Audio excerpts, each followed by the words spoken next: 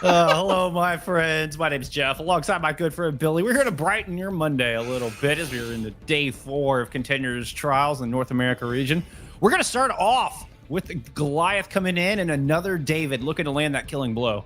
Yeah, Avidity looking a little bit worse for wear coming through the first week of Contenders trials, but they have a chance to right the ship. Maybe get a little bit of extra scrim time coming in. We're going to start on Oasis today. We're going to get things underway right out the gate. But Wisp, losing one series to Redbird esports, the juggernaut of the North American scene, they came back and just absolutely put a thumping down on Noble last Wednesday. You saw Jeff and I on that broadcast, and now we're going to see Wisp coming out again. And if they win here, it pretty much guarantees them second place, Jeff.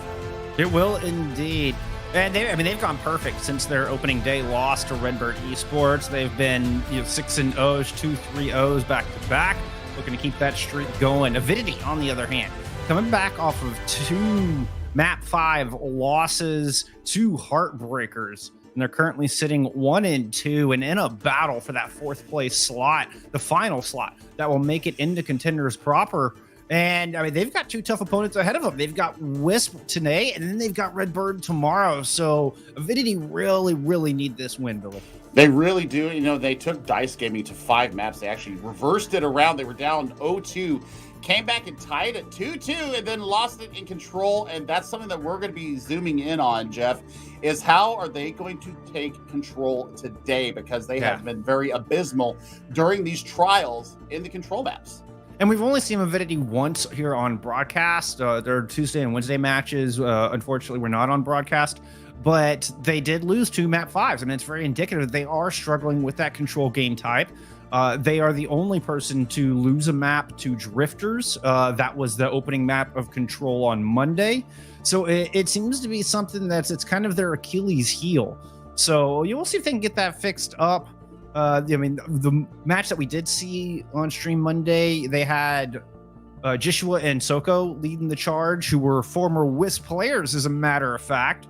Matt Merck, I believe, is the starting main tank, so I'm not sure which tank we're going to see on the battlefield today. Although it'd be fun for the storyline to get the old tank duo from Wisp taking on their former squad. It should be interesting to say the least, but we'll see. We will see what comes of it as we are going to start on, I believe, City Center here. And we'll see Joshua and Soko for Avidity here starting out for the tank line. Wisp answering with Doge and Crowley. We're looking at the Rakowskis brothers and Doge and Rack Attack leading the charge for Wisp. We had a chance to talk with Rack Attack on Wednesday. And, this is a team that has not had a lot of chance to scrim. Very hastily put together squad.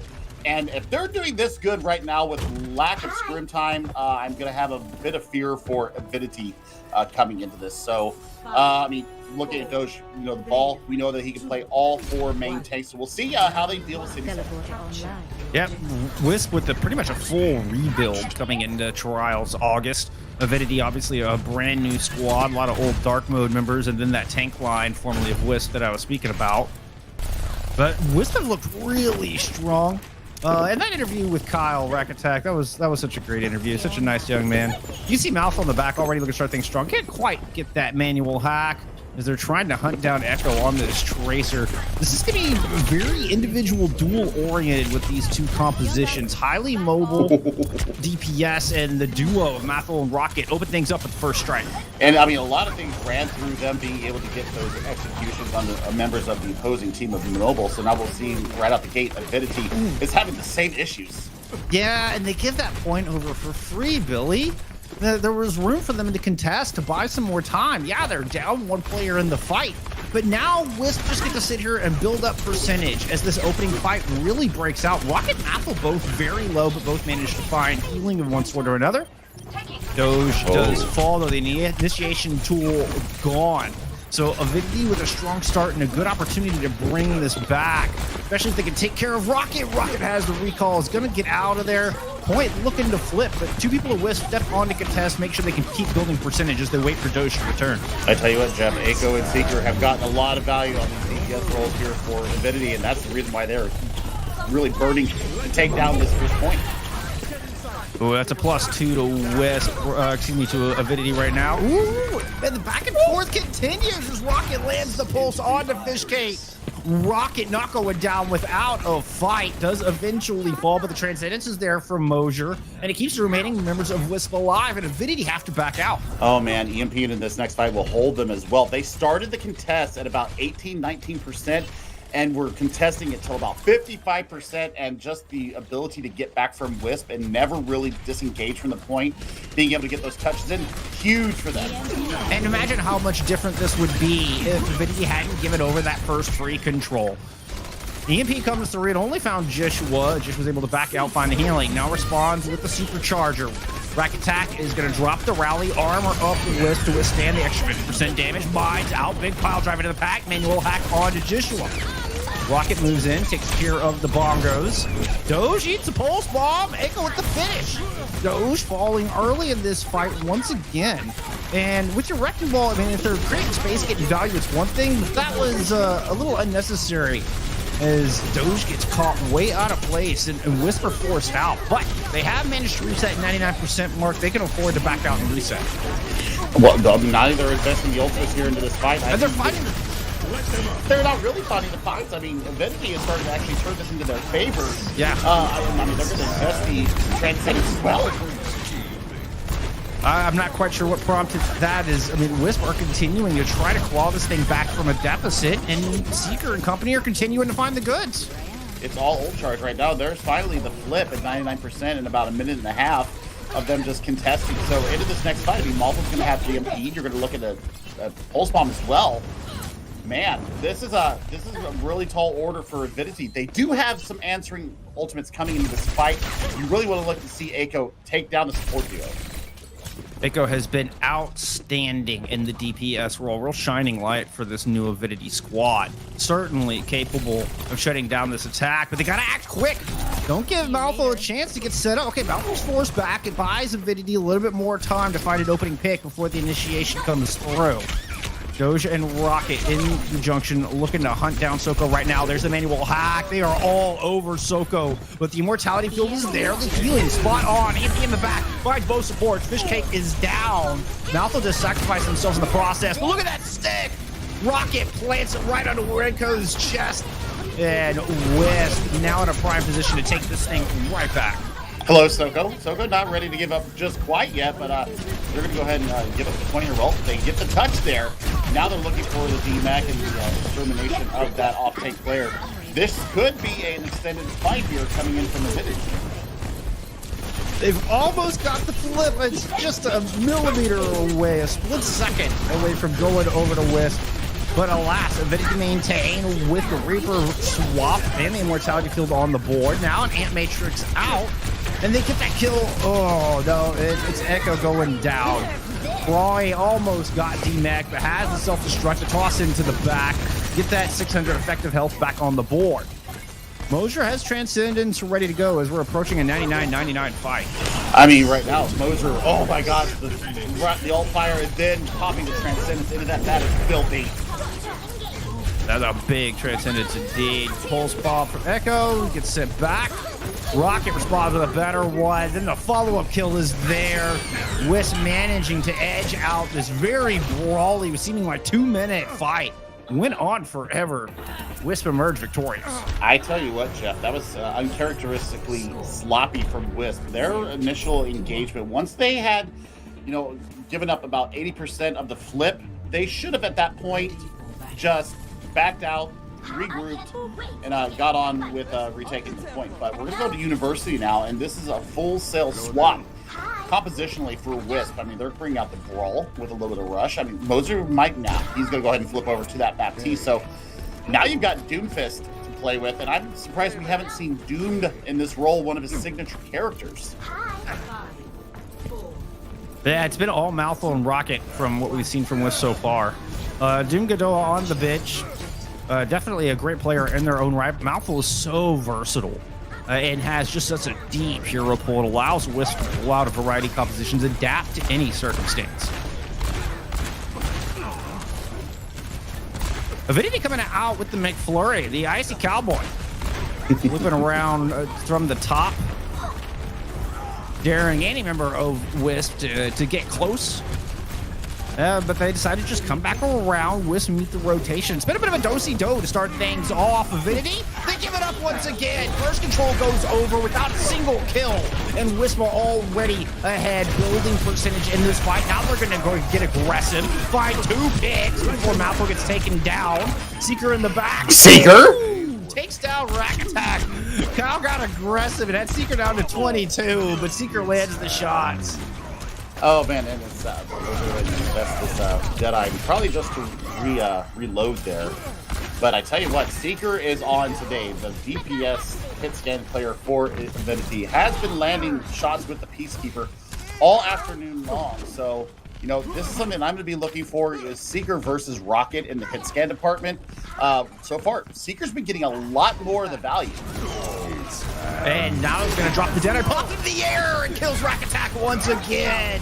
Lucio off the battlefield just slows down this whole comp. Joshua does get shattered, but the Reinhardts are traded out. Circle and Fishcake move in for some cleanup, and it's a scrappy one. Everybody is low. Wisp have more players standing, or have fewer players standing, and now are about to lose control. That's a great mathematics lesson there, Jeff, as you said.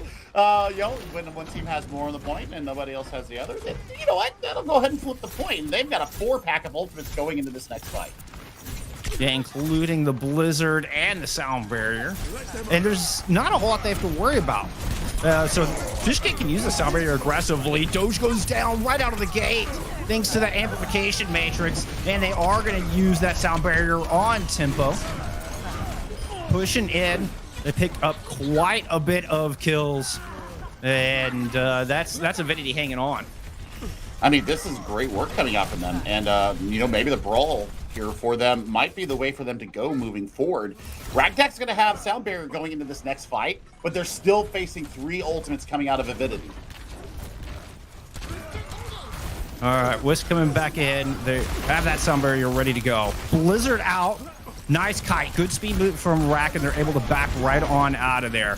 Now the Sound Barrier engaged. They run right into a shatter. Joshua laid it down. I think he got stunned out of it, actually. That might have been Rocket with the flashbang. It was so fast.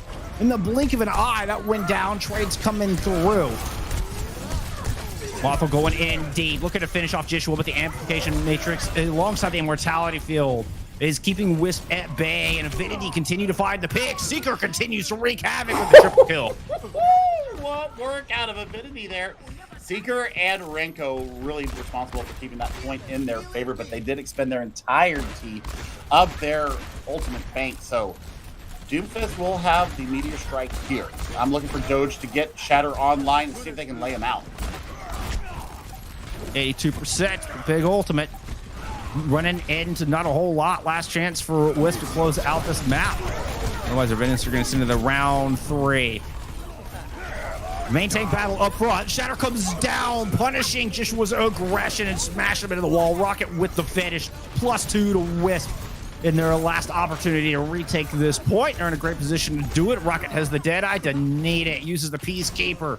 Able to take Fishcake out of the fight. Blizzard in the next fight, though, Jeff. So Carly's gonna have to keep DM available, try and eat that all-important ultimate, keep him out and off the point here as we cross 70%. Rocket and Moser, though, might be able to deny some damage coming in as well with that amplification matrix. We'll see if they can get it out.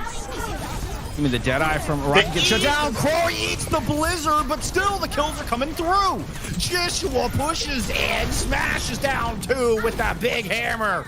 And Avidity storm onto this point with the overtime wick going. They've already stolen it back. They're sending us to round 3. They absolutely are, and that was because of the wall that came out from Echo there once again. I mean, even though the Blizzard got eaten, the wall denied any kind of kiting coming back, and that's going to be the point. Yeah, still, Wisp are going to throw everything they can at it, force Avidity to clean them up, but no mistakes in the cleanup, quick and clean. Avidity tying up the map. Kind of a shocker. Little bit of a shocker there, my friend. I was not expecting that coming out from Avidity. Boy, did they like their brawl and the McFlurry comp. I tell you what, Frozen Cowboy seems to be working very well for them because they had really just a more concise holding of the point. They were able to close down angles that Wisp were trying to get on, especially with the Doomfist coming in with Malthal. They recognized that win condition and really saved a lot of their cooldowns for the Doomfist coming in. So now as we head to Gardens, I mean, it's your choice here. You can run Double Shield, you can run the Orisa Diva, you can run Wrecking Ball. I'm looking for Doge to get a lot of value here. Well, Avidity looking to pull out the anti-dive. I imagine Eiko's going to swap. Ooh, to a Sombra. I was expecting the Torb. Okay, Eiko's going to bring out the Sombra. And this anti-dive composition, a great pick. You've got the Tracer Sombra on the other side for Wisp alongside Doge. Ooh, that could have been mean. What a shield bash from Fishcake, saving some lives as Doge was looking to send a couple people from Avidity down into the drink. Now waiting for the engage. Looking for a Discord target to go down, Doge to smash in, and those mobile DPS to pounce. Gonna go in over the top, patiently waiting as both teams just sizing each other up right now, Billy. Yeah, and I made a mistake on Wednesday of doubting the support line of Wisp with Moser on this Zenyatta, where they were in a deficit of healing. But look at that. Hacks coming through from Malthal onto the Orisa. I mean, that's just brutal coming out from that. Doge struggling to find room to work against this composition, though. There's so much CC on the other side. Joshua pressing forward with Fortify right into the back line. Seeker following it up. Continues to land shots true with that Peacekeeper. Avidity went out this first control. Yep, and I think Moser, once they invest in Transcendence, has to echo Renko's Baptiste, because there's just such a surfeit of healing going on right now, Jeff, that they just cannot stay in these fights long enough. Doge, I don't care how mobile they are. If the focus fire is there and the CC is on top of your main tank, you can't do crap. I mean, you have manual hacks, flashbang, halt, shield bash. I mean, there's so much to punish Doge on this Wrecking Ball. They're not able to get the precious momentum, and Doge falls first yet again. Great focus fire from Avidity and identifying how to shut down this composition coming out of Wisp. Now they've got EMP ready to go. Yeah, and I mean, they've got Transcendence up right now, too, so I mean, that's going to hold them alive. Malthal's the first to drop it. Wisp taking the initiative, and it's being rewarded. 2 kills already on the board. The Supercharger dismantled immediately. 150% damage out for Avidity, and it wasn't enough to win that fight. It absolutely wasn't, and those adaptive shillings went up to 1,000 hit points. So Doge getting the maximum value that they could off of those adaptive shielding from their teammates. That's the flip at 50%. I still think that this Zenyatta right now, I think it's not the right call, but we'll see if they can make me eat my words once again, Jeff, as they did on Wednesday on Control, on Busan, where they flipped it from 99 to 0 on downtown and completely shut down the members of Noble. I will say Moser is great on this Zenyatta and provides a lot of poke. The Discord, very valuable, but you gotta keep your Tracer in the fight. Rocket gets in ahead of the pack, gets hacked and found out there by Echo, who's gonna go ahead and drop the EMP onto both tanks. Doge immediately just decimated. That health bar evaporated before our very eyes. Self-destruct up into the back. Scry looks to bring it back. Finds Joshua. What a pick coming through. Both main tanks off the battlefield. Rocket returns. Finishes off Soko and Renko with the stick.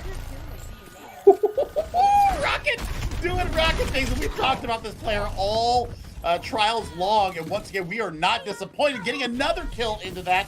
Rocket and Malthal have decided they have had enough of Seeker and Echo and these darned CCs, and they're just going to go ahead and assassinate people before they can get them out. Yep, Rocket finally starting to warm up a little bit. You know, some players just need a map or two to find their rhythm, and we're finally starting to see Rocket find theirs. Alpha coming in. The last EMP was massive, was fight winning. Can he do it again? Avidity headed up to the high ground with the rotation. You can see the spy check coming through from Fishcake watching the back end to the teleport up top.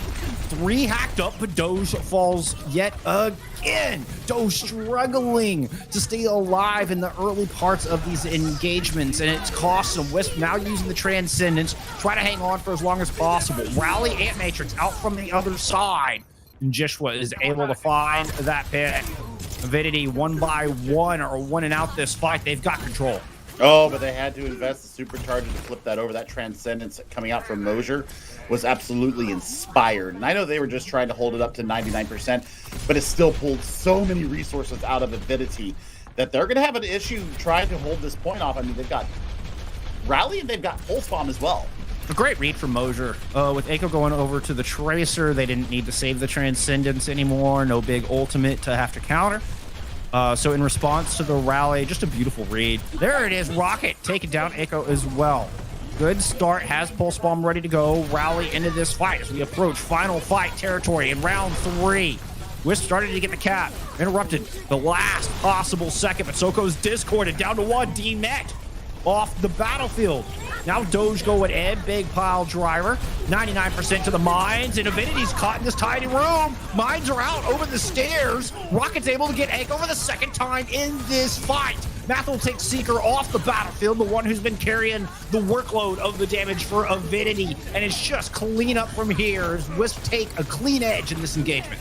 They take the clean edge, but I mean, there is a massive self-destruct trying to get by in some space, and probably, though, starting to light up once again the manual hack on to Jishwa. They're going down in a heap. That should be the point here. Yeah, great EMP from Malphal. Sequel tried to return on the Pharah, but no dice. As Wisp close out map 1, and if this map is any indication, we are in for quite the barn burner here today. But I mean, it was control again, and Avidity lost control again. Even though they did have a very good university map, they were able to run the brawl there. So I think that, moving forward through these map types, we might be able to see, what are they going to be showing in these other map types coming out. It'll be Avidity's map choice. They get their choice of whatever map type they want. But I think right now Wisp are feeling pretty good about themselves after, coming back from, the 1-1 tie there after losing University pretty handily. Doge, Moser, and company, they were ready to go.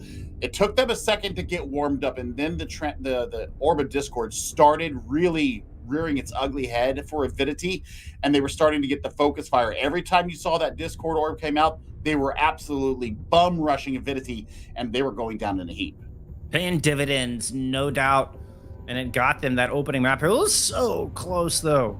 Like we talked about, Avidity really struggling with control so far here in Trials, and that one was down to the absolute wire. One fight separating them from having the lead or being down 0-1 where we currently sit. So we need to see where they take us next. I will say they did a wonderful job of isolating Doge and getting the Wrecking Ball out of the fights early, which I think really slowed down Wisp's game plan, but Wisp were able to adapt late in a lot of those fights. We talked about that a lot. Yeah. We talked about that a lot, how they, are able to adapt so quickly. Pigeon Cam coming up.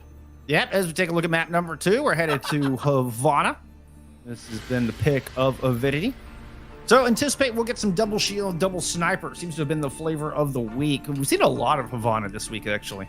We really have, and we saw in the footage you and I were reviewing Avidity versus Drifters. They had a really solid plan to take Havana, and they did it with a quickness against Drifters. Wisp is a different story, though. So we'll see, what they bring out here, who's on defense, who's on the attack, and long sidelines. Yeah, sidelines are definitely going to be what is, weighing heavily on what kind of composition you're going to run here. We saw the Hanzo and the Ashe come out from Avidity in their, I believe, is their day 2 match against Drifters. So, they won. Okay, yeah. So, it's all going to depend on, what Wisp are going to run here. Are they going to try and do the close hold? Are they going to try and run the double shield and just hold it post office? It all depends on how aggressive they really want to get here. Well, from the small sample size we've had of Avidity on stream, they did win Havana. They're 1-0 on Havana in Trials. Wisp 2-0 on Havana. This is the third team that we've seen on stream try to take Wisp to Cuba. Nobody has been successful thus far. Avidity looking to change that right now. Ooh, yeah, definitely looking to see, how do they decide to attack this? Oh, Pigeon Cam. I love Pigeon Cam. This is the best. This is. Hey, you made empanadas this week. Delicious. I'm very. Yes. That mine. Yeah, I'm on the right. That's definitely me. We assigned ourselves pigeons. I think this is more me than last time we were on stream. So, looking at Avidity, looks like they're going to be bringing out the double shield variant. I like this a lot. They're going to have a lot of sustain ability to get in close to as well with Fish Cake running the Brigitte. And Echo absolutely went off on the Genji here in Havana. So Wisp, they're going to have to be very mindful of this coming in. And that series that you're talking about, there was quite a few DPS swaps from Avidity before they finally settled on the Ashe and the Genji in this setup. Looks like they've learned their lesson. They're coming with it right out of the gate to accompany the Orisa and the Sigma. And playing a bit of a split defense. This is nothing new. Little footage from Monday's match. Wisp should be expecting this. Malfa on a Genji of their own. Right now working through post office, but Seeker finds that kill onto Rocket. Malfa with the revenge. Both Ashes off the battlefield. Echo took a lot of damage. Healing is there. Deflect is out. No more cooldowns. Gets Malfo's out. Malfo gets the kill on that one as well. Malfo gets 3. Malfo is just tearing through the ranks of Avidity right now. But it ain't over yet. And there will be the cleanup right there in just a little bit. Last there from Malfo and company to clean it up. That's still a decent hold there coming out of Avidity, so I'm not disappointed with it. But Malfo, 2/3 ahead of Echo there in the blade department. I really want to see Renko get aggressive with this amp matrix. Let the rest of the team build up their ultimates. And work up towards this combo. Now, I don't know if Malfo's going to wait for a Supercharger to come out. Maybe just a Rally Blade can be quite vicious with all of that extra armor. Oh, no, Malfo's just going to go in and dry. Doesn't need any help. Just goes right into the back line, starts chopping at him. Picks up 2. Puts a nice hurting onto Soko as well. We'll find the finishing blow. Wisp will find point A. Yep, I mean, that was just beautifully coordinated. A little bit of a staggered, stalled blade, kind of feigned at it beginning, waited for that immortality field to go down, and then absolutely ran right in on top of it. But looking at 5 ultimates from Avidity, the whole distillery here. Let's see what Rocket can get done here with the Viper. Just kind of escorting cart right now, putting some shots down. Avidity holding just beside the stills, maintaining that precious high ground. But importantly, Malfo's sitting on top of the stills themselves. It doesn't allow Seeker to get up there.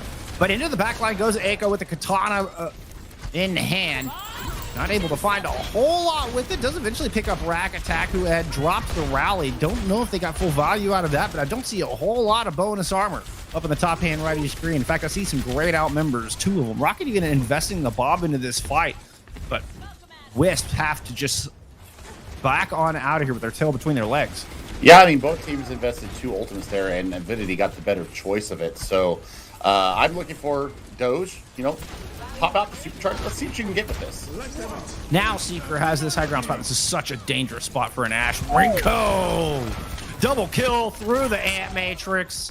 What a great start for Avidity's point B defense, buying back some of the time they lost on point A.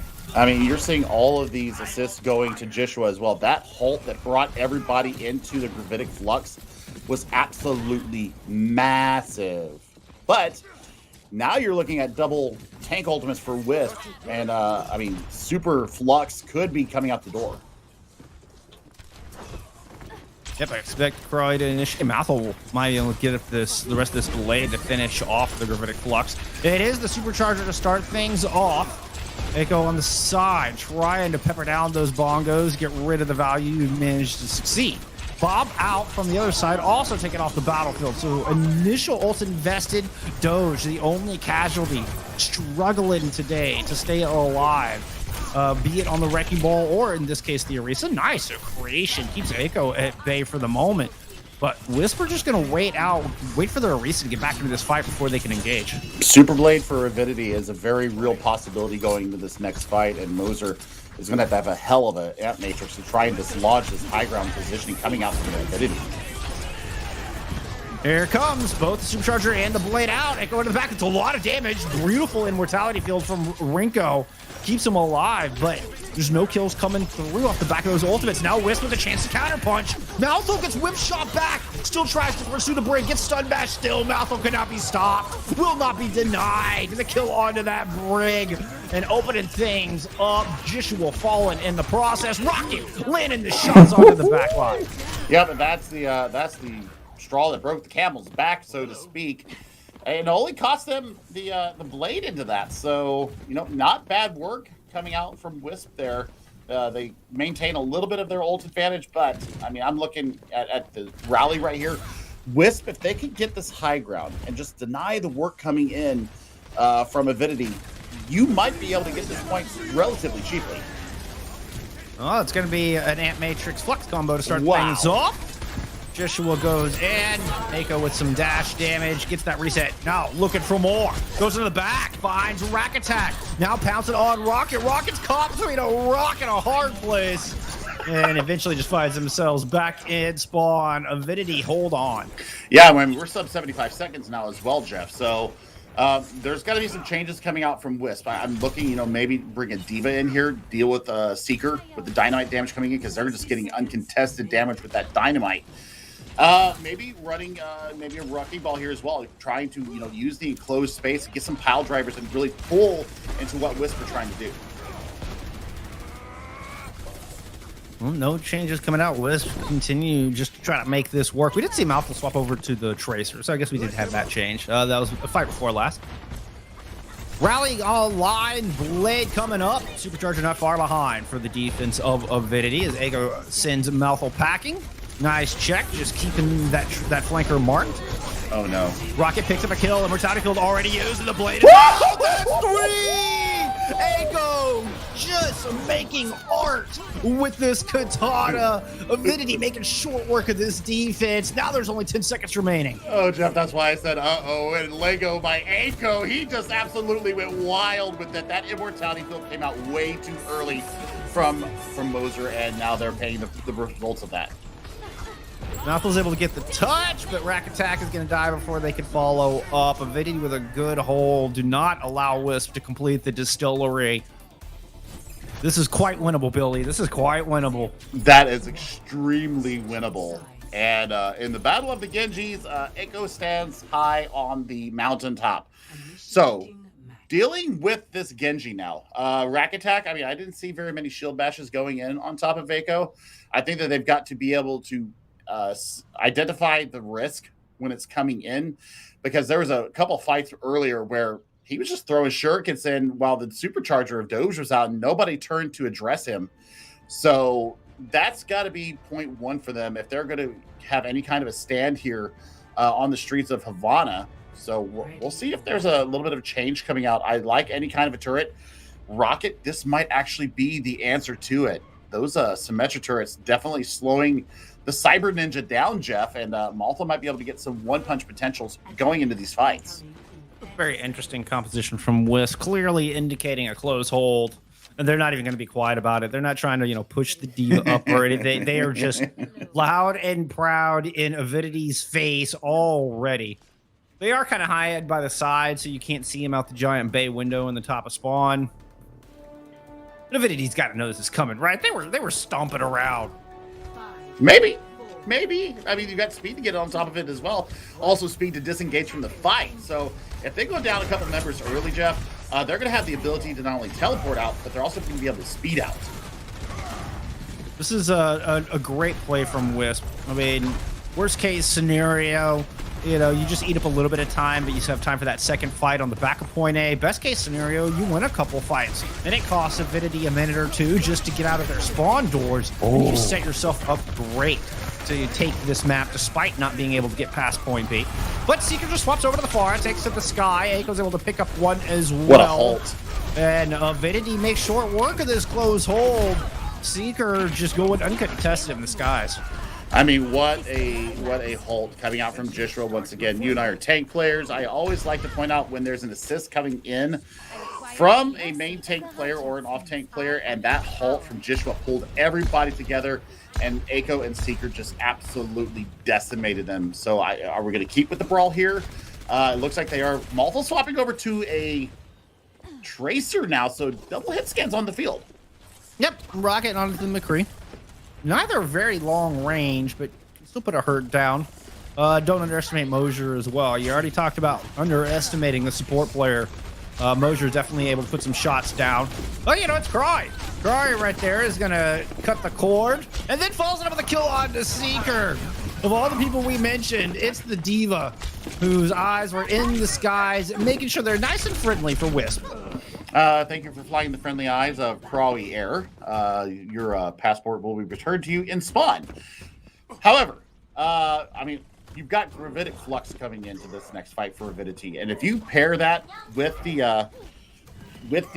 app matrix, that could actually be a very lethal combo. Absolutely could be lethal. Wisp not trying to group up too much or maintaining that high ground, trying to make life difficult. Nice stick. Immortality field up from Rico, and it was coming through. Soko looking to respond back as the amplification matrix used. Looks like they got two with the gravitic flux. Trades going back and forth on this point, but it's Joshua still standing tall. You've got a front line. You've got a shield if you're Avidity. You had 50% damage, but, well, Mouthful made short work of that. Self-destruct out, and this is just turned into an absolute bloodbath here on Havana. Crawley coming up big once again. That is definitely a back alley deal going wrong, Jeff. Everybody shooting out. It was a definite Cuban standoff there, and the members of both teams going down, but Wisp come out ahead, and now you're looking at Sound Barrier to keep you up. 75 seconds, Jeff. This could be huge. Joe's going to get aggressive. Don't want this card to get too far. 5v5. Both teams missing a DPS. Shatter was thrown in, gets the immortality field out. Sound Barrier used as well, and it's going to net a pair of kills here for Wisp, but traded back out. But Doge, the deadly Dane with the close range pin, smashes Soko out of the mech and smashing the hopes and dreams of Avidity. Yeah, but we're at sub 45 seconds now. Deadeye online. You're going to have Pulse Bomb as well as the App Matrix, Jeff. So, I mean, they completely expended their ult bank, Avidity did, and they got 0 out of it. Now they're bringing out the Ice Cowboy composition, trying to build some kind of synergy here to get them to point 1. And we saw Wisp dismantle Noble in the brawl, the cloudy version of Noble. Now Avidity are opting into this Brawl v Brawl mirror with the May and the Tracer being the only difference between the two. They've got 10 seconds to make this work. See if they can do what Noble couldn't and beat Wisp in a brawl engagement. But there we go, getting aggressive. Wall already off the mark. Rocket, I believe, got interrupted out of that Deadeye. Got no value either way. Immortality filled off the table and amplification matrix out from Avidity. Self-destruct big and 5 Seeker. Crawley placing the self-destruct with absolute precision. And once again, opening things up. Rocket cleaning up what was left. Wisp hold on with a big point A defense and move up to match point. I tell you what, Jeff, you heard nerf this, and everybody turned their attention to the immortality barrier and took it down from almost full health down to nil, and that's why that self-destruct got so much value into that fight. It took the May off the field, so walls and freezing was gone. Man, that was smart, intelligent play coming out from Wisp. The adaptability, once again, that is what we are calling the hallmark of this Wisp team now. They are able to adapt on the fly, and they denied second corner there on first point from Avidity. They go up to match point. And as good as Echo was on the Genji, Cry on that Diva, that was just outstanding play. And not only did he get the kill with the immortality field getting folks down like you're talking about, but it turned the shield. Seeker able to just land Rocket just landing shot after shot with the Peacekeeper. What a final fight. What a hole. And now Wisp on match point, looking to close things out. We're going to take a short break. When we come back, we'll see if they can complete the sweep. We'll see in a minute.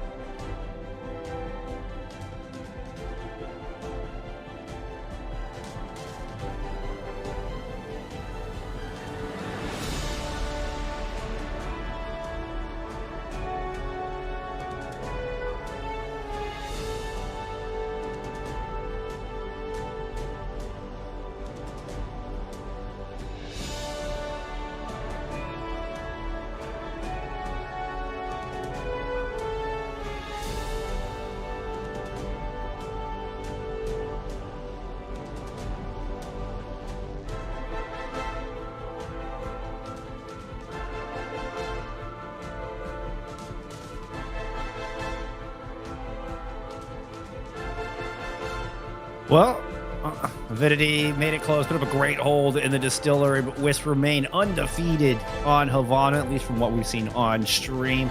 And now, sitting on match point, Avidity have chosen to go to jolly old England for map number 3. We're headed to Kings Row, Billy. Yep, this one is going to be tough. I think that in the Brawl Mirror, we have seen that Wisp is very well versed and very willing to go into that mirror. They seem to either go with the Sombra or the Tracer, though, rather than the May. So, we'll see the Cowboy come out from both sides if the Brawl actually does come out once again. But we've seen some adaptability and some innovation once again coming out from Wisp. The fact that they were able to bring out the Symmetra in the beginning was able to get a lot of players back fast, and then they swapped over to the Tracer. So, we'll see what they bring out here as far as Kings Row. I'm expecting to see a lot of brawl here. We might see Farah make another appearance here coming out from Avidity. They got some pretty good value out of Seeker on the Farah. So if they're not able to isolate the Winged Egyptian out and really close down the distance on them and take that poke value out of the sky, I think that Wisp might have a little bit of a problem unless we see Rocket once again lighting up the kill feed with the Peacekeeper. Well, Kings Row was a place where Wisp almost dropped a map to Drifters, just to get a little bit of history. They did end up winning it in the extra innings, but they gave up a 3-minute time bank and just put up an astounding push once we hit extra innings. But I think it's a great map choice from Avidity. And so, Wisp are going to go on the attack to start things off. Wouldn't surprise me to see them pick that far, take to the skies. I mean, it's a great choice. It could be, exactly what they need, but they're actually going to be on the defense here first. So, you don't want to run the Farah here on defense, even though we saw O1 Esports today get a lot of value from their Farah player. Goku had an absolutely outstanding day in that Map 5 thriller over on the EU side. But, looking at Wisp, we might be coming out with Celtic Pride here, and I would not hate that in the least. What I'm really looking at is the support line for Wisp. Let's see if they might end up bringing out the Monkey here at some point, especially since they're running the Ana. Quite possibly. I mean, still a few seconds to change their mind. Once they see Joshua on the Reinhardt, I doubt it. If Avidity was holding high ground with the Risa, I think it makes the Monkey a little bit more viable. But Doja sticking with the Wrecking Ball, going around back. Mouthful will go ahead and pick up the Farah, take to the skies, and look to keep Avidity just kept in this corner. Just corral him into a corner and see if Rocket and Doge can move in and find some picks. But an early clipping of the wings from Seeker. Is that Reservoir? Well, the attention focused down on the Doge. Frozen Flash, fan deleted. Yep, they're going to have a definite issue against this McFlurry comp coming out from Avidity. I'm going to need to see a little bit of swaps here. I don't know if they're going to be able to get the same kind of value that we saw some of the European teams get on with the pharmacy combo. So we'll see if Soko can keep giving the pressure as well and using that DM to deny the damage coming in. Doge does make the swap over to Winston, just as you anticipated. Honestly, I'm a little surprised on this one, but I mean, Doge is just so good on all 4 main tanks. Can pretty much play whatever he wants. Mouthful continuing to try to pepper in the damage. Soko's got to keep eyes in the sky. Mouthful could easily run away with this thing. It's going to be an Matrix coming out from Rinko to start things off. Mouthful playing really safe. After that first shot from Seeker, Mouthful is playing a little scared. Once bitten, twice afraid, and Mouthful's looking a little tentative right now, but still managed to build up towards a barrage. It's going to be the Nano onto Winston to engage. Doge trying to push it into the back, but it's Seeker and company pulling way back into safety. They're able to survive the anti-nade even, utilizing that immortality field. Barrage comes out, Mouthful just dies against, I'm not quite sure what that was against, and somehow Mouthful maybe got booped into the side ring. Shatter coming out, so Doge and Craw in a lot of trouble. Tanks out of the fight. Wisp just got to go back to spawn. Yeah, but I mean, they take a win condition off their board there, and Doge was very patient in waiting out not only the Amp Matrix, but also the Immortality Barrier. They just didn't have the follow-up behind it. So Moser already halfway towards another Nano Boost. This could be a very explosive fight here coming in for Wisp. Doge does have that primal range. He'll stay in the back line a little longer. I mean, Malvo might be thinking about a swap right now, especially after Seeker just back-to-back kills, follows it up with a kill on to Doge as well. Seeker cannot miss right now. Somebody check him PC. This is not normally. Seriously, though, Seeker's getting massive value with the Peacekeeper, and they have done nothing to close the distance on the back line. And Malvo is going to be at prime target number 1 here going into this. Yep, and there it is. The Deadeye takes the pharmacy out of the sky once again. Seeker has them on lockdown. This is super trouble here for Wisp. They're going to have to invest both of their tank ultimates and the Nano Boost just to try and get a purchase on the point here. And it's not going to be a tie because they've already gotten 34.1%. So now Malvo swapping over to the Hanzo. We see Rocket on the Tracer, and this is going to have to be push time for them. With the Nano onto Doge, start things off, goes into the back, flash fan. The Nano absorbing a lot of that bubble as well. Doge gets pinned all the way out mid-primal, taken out of the fight. Self-destructive message from Croy under the front from Soko as well. Shatter comes down. Croy, fortunately, able to get back in mech before the hammer hits the ground. They're able to survive, and Rocket finally eliminates Seeker, the deadly cowboy, out of the back.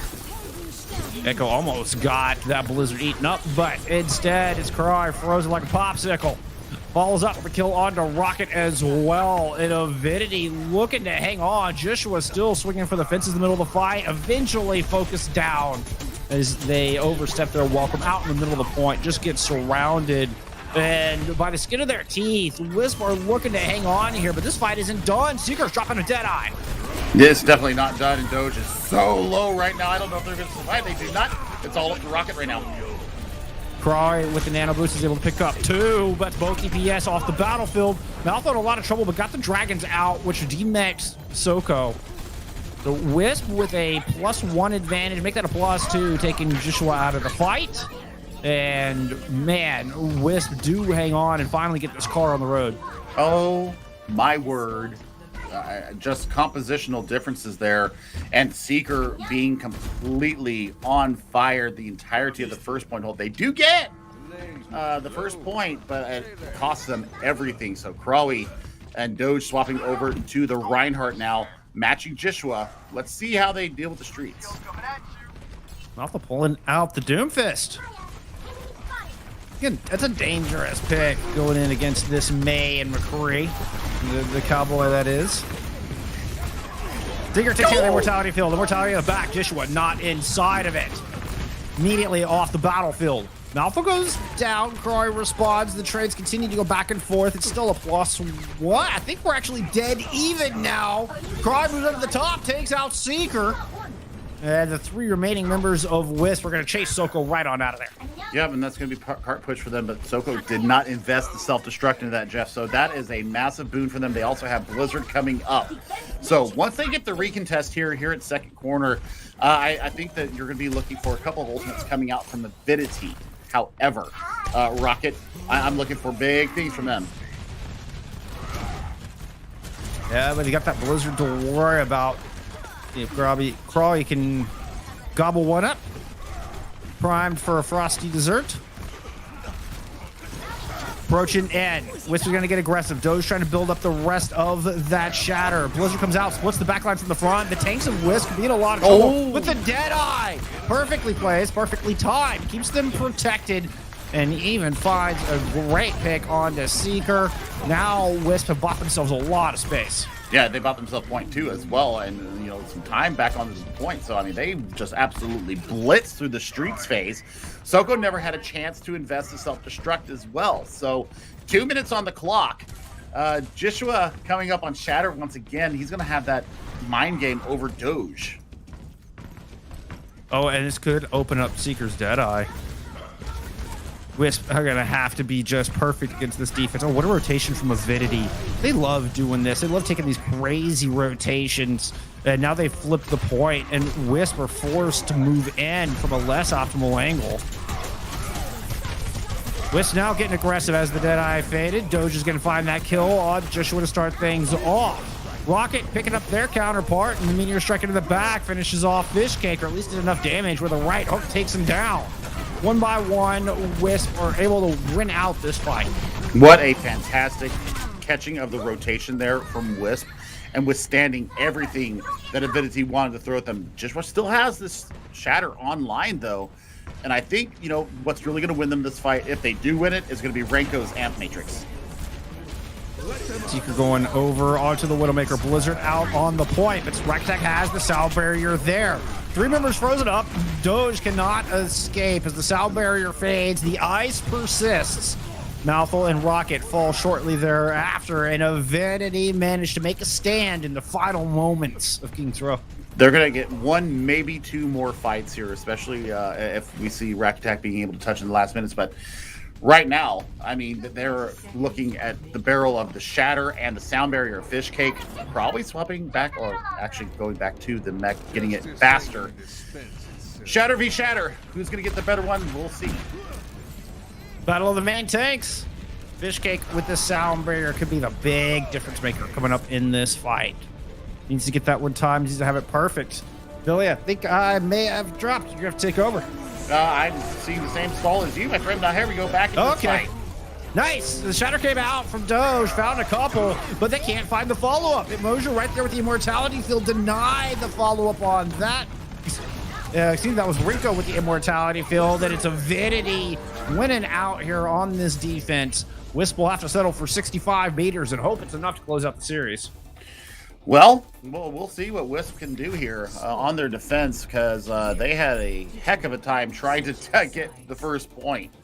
And Avidity, they are showing that they are not down and out of it yet. So definite win condition for them set. Just get it the 65.42 meters, and you will get yourself a map point against Wisp. And Wisp, you know, they have been rolling on a tide of 3-0 victories. They went down 0-3 to Redbird esports. Let's not leave that one out.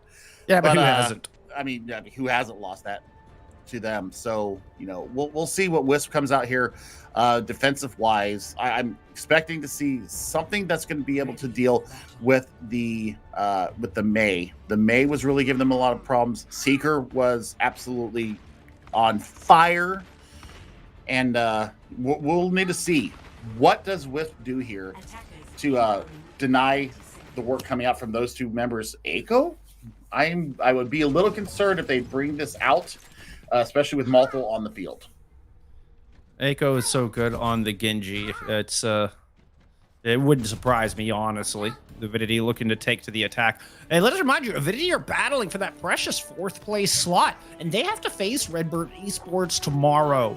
They really desperately need this win on King's Row and keep hopes alive of making it into Contenders proper. They're going to go back to the Icy Cowboy to try to make it happen. We'll see if they can shut down Malthol on the Pugilist. I mean, it's all going to be about Malthol right now being able to get the value. Oh my goodness, Moser! Right out the gate takes down the opposite Baptiste. That is a 5v6. That's going to be, I mean, they're going to keep pushing forward, though. What a punish on that rotation. And I don't think it's wise to push without their Baptiste. I mean, look at this. It's just easy pickings. Malthol goes in and just separates the pack, and Whips managed to find all the extraneous ends and give them a courteous trip right back to the spawn. And what great ult charge available to Wisp right there. I mean, Renko got picked out so fast and has already gone up to 32%, so you can see the value of the Baptiste in this composition, and I think it was foolhardy for them to try and push without him. It certainly was. I mean, Mosier is still quite a bit ahead in that amplification matrix department. Doge getting aggressive. Immortality Field at their back. That's taken care of, and so is Doge. Wisp might have been biting off a little more than they could chew, but Malthol right there with the save, able to return the favor before going down. Now these trades do favor the attackers, of course, with that closer spawn, but Wisp are going to hang on for at least a little bit longer. There's only 3 of them here, though. Crawley and 2 supports. Yeah, I mean, they're getting the work done, too. Just a little bit of mechanical diff there, and Doge is back into the fight. I mean, it's going to be a 5v6 by the time that Rocky gets back with that Deadeye. I like. Oh, Mouthful trying to play spoiler here and punch Avidity right into Trials, or right out of Contenders' hopes at least. Contenders' contention? I think that works. Contenders' contention works. Doge with the gold star. Got to go touch the spawn door. Oh, my word. Mouthful absolutely saving the best for last there, and making sure that the rest of the members of Wisp could get back with a couple of executions. He is absolutely putting on a show on this Doomfist on this defense. Oh, and what a show it did. Avidity with another rotation. All of them going through Hotel. Seeker drops the Deadeye, and Whisper forces circle around. And Matrix out, which is going to buy even more space. And here comes some percentage. Halfway up, Wisp going to look to return with a bunch of ultimates. It's going to be the sound barrier to start things off. And they run into Jishua's Shatter. Blizzard comes out from Echo as well. And now it is all starting to turn. It's turntables here for Wisp. Is Avidity with a brilliant rotation. And it's paying dividends for him as they get this truck rolling. It was all about the old rotation right there. They just went 1, 2, 3, bingo, bango, bongo. And they got exactly what they wanted out of it. But Wisp have some counteracting tools here to repel the Streets blazing run that they put up in their attack phase. Self-destruct and Meteor Strike, you know, can keep you in the fight instead of using it to try to kill. Oh, Whisper going to go through the top of the house. All right, it's red. Soko goes up to meet him. Whisper abandoned that idea. They're going to fall back to the final corner of the Streets. Amp Matrix is going to be the real one that I'm looking for here, Jeff. Moser can set this up in a corner and just stop the progress altogether. The timing is going to be oh so delicate. You know, Malcolm's still in the back with a Meteor Strike, so can stay aggressive. Speaking of, Seeker and the rest of the team rotates around. Moser reads it. Dueling Ant Matrix out on the field. Everybody's got double damage, and Rocket's able to put an eye through it. Knock attack pushing in, and Wisp swarm like a bunch of hornets and sting Avidity and death. Right back to spawn you go. Rack Attack's not giving up on taking Fishcake down as well. I think Fishcake will get out of damage, and this is a chance for you to pull back and really just set your defense here at Bookstore. You still have self-destruct here available to Crawley, so I'm looking for that. No, it's going to be a remake ability. Mawful doing a little bit of nice Doomfist tech up here on the rooftops of King's Row. I'm looking for Seeker. Seeker's got to land something massive with this Deadeye. That was smart scouting. He was new to back up that whole Bookstore. Deadeye out from Seeker. Might have been blocked by their own May wall. Timing on that one was pretty split second. Self-destruct up from Crawler, forces everybody back. Trades come through, but it's Joshua falling. The Reinhardt out. You take that trade. You're doing this for the ride, and you can see the results. Rocket and Doge are free to move in. They force Avidity down into the subway, and there was a bit of a mugging down in the subways of London. Oh man, there's the tube in it. There you go. There you go. I like the proper verbiage there. Yes. Soko missed their train, unfortunately. I don't. Are you going to try for it now? That's just time wasting right there, Jeff. Like that is a good 15 seconds off the time clock for Avidity that they just really bought and stole. And Wisp have got to be feeling absolutely massive going into this next fight. 60 seconds on the clock. They've got the lead in ultimates. We're going to have sound barriers for both sides and that Blizzard. Echo's been very good with these so far today. Needs a big one right here, right now. Keep Avidity in Contenders Trials, in Contenders contention. It comes out. Doge immediately falls. Rocket Spides gets the Deadeye down. Finds one. But despite that great kill onto Soko, Avidity continue to press the issue, press forward. Looks like they've got it. Rack Attack, you can stall this out. Oh, no, eats a flashbang. Cry comes up the front, starts the stall. Doge returns. Wisp won another fight. Yeah, and the fact that he did not invest in that and he tried to touch there. Last minute there. It's massive. Oh, my. And Malthol with the great play on to Joshua as well. 10 seconds on the clock, and Wisp the last second contest. finding success, looking to shut this out and get another 3-0 sweep. The kills continue to pour through. A nice wave goodbye there from the zombie trotting Dane. Wisp move on and continue their perfect run. That's 9 map wins in a row for Wisp, putting them up to 3-1. And a +6 map differential, Jeff. So, I mean, that's going to be very hard for these other 3 through 5 teams that are still in contention to get those 4 precious spots into Contenders proper. That solidifies it for Wisp, though. If I'm doing the math in my head, they cannot be dislodged from the second place position. So Wisp just stamped their passport into Contenders, and I couldn't be happier for them. And, looking at Avidity, I mean, they now go down to 1-3 with a -3 map differential. It's going to come down between Avidity and Noble, as Noble right now are sitting on 1-2, and they are on a -3. So this is going to be really interesting about what Noble does tonight. Do they leapfrog over Avidity and take that 4th and final spot? It's going to come down to our next series. We're going to find out what happens in that. But we got an interview to come up with. Yep, looks like we're going to get Malthal in and have a little chat about this matchup and Wisp in general. We're going to take a quick break, get that set up. We'll see you back here in just a moment.